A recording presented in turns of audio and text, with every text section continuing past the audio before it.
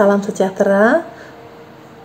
Yang terhormat Bapak Sultoni dan Bapak Henry selaku dosen pengampu mata kuliah Manajemen Pembelajaran dan Kurikulum, serta rekan-rekan yang terkasih. Setelah membaca artikel yang berjudul Technologies to Enhance Self-Regulate Learning in Online and Computer-Mediated Learning Environments, izinkan saya untuk memberikan testimoni terhadap artikel tersebut.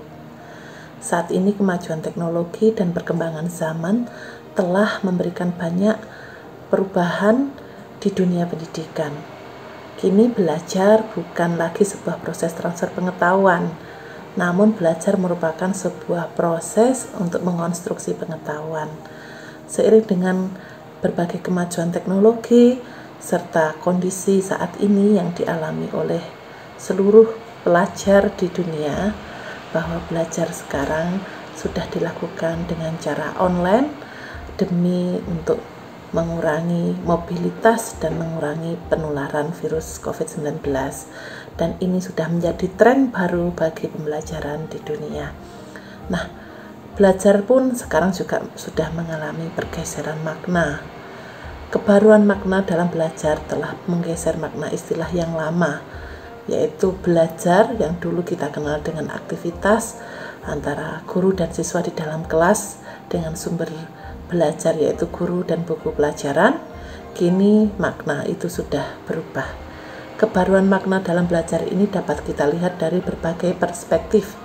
Di antaranya, belajar ini dapat dilakukan di mana saja. Artinya, sekarang dengan kemajuan teknologi maupun kondisi yang telah dialami oleh semua orang, maka belajar tidak lagi di kelas. Rumah pun bisa sebagai tempat untuk belajar. Di halaman, di perjalanan, dimanapun kita bisa belajar asalkan ada teknologi yang membantu. Yang kedua, belajar pun bisa kapan saja. Sekali lagi semua ini karena bantuan teknologi. Dan yang ketiga, belajar bisa dengan media apa saja. Kalau dulu ya, anak-anak kita belajar dengan bantuan buku dan alat tulis. Kini teknologi sudah mempermudah semua itu. Dan yang keempat, belajar dapat dilakukan dengan atau oleh siapa saja. Dengan bantuan teknologi, saat ini banyak sekali yang bisa diperoleh anak-anak didik melalui internet seperti buku, artikel, tayangan-tayangan pendidikan, semua disediakan oleh teknologi, baik oleh internet maupun dalam bentuk teknologi yang lainnya. Karena belajar merupakan sebuah kebutuhan semua orang yang berlangsung seumur hidup, maka pembelajaran hendaknya juga dirancang dengan tujuan sebagai berikut. Yang pertama, belajar hendaknya membangun kemandirian si pembelajar. Guru sebagai tutor atau sebagai mentor menempatkan si pembelajar sebagai pribadi yang bertanggung jawab atas pembelajarannya sendiri.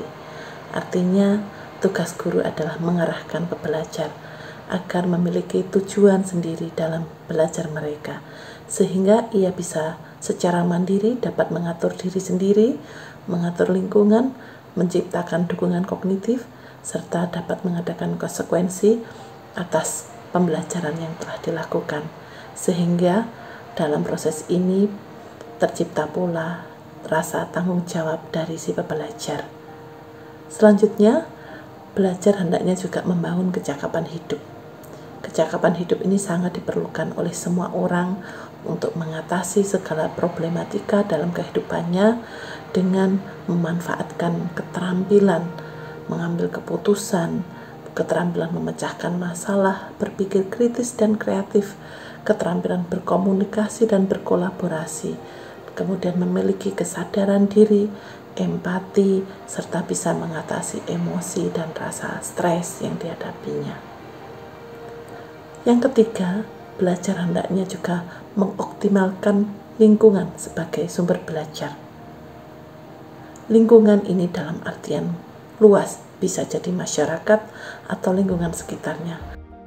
Oleh karena itu, guru atau sekolah bisa melibatkan lingkungan dalam proses belajar anak dalam bentuk bisa yang pertama kerjasama dengan orang tua murid, yang kedua bisa membawa sumber-sumber belajar nyata ke sekolah atau ke ruang belajar dalam bentuk mungkin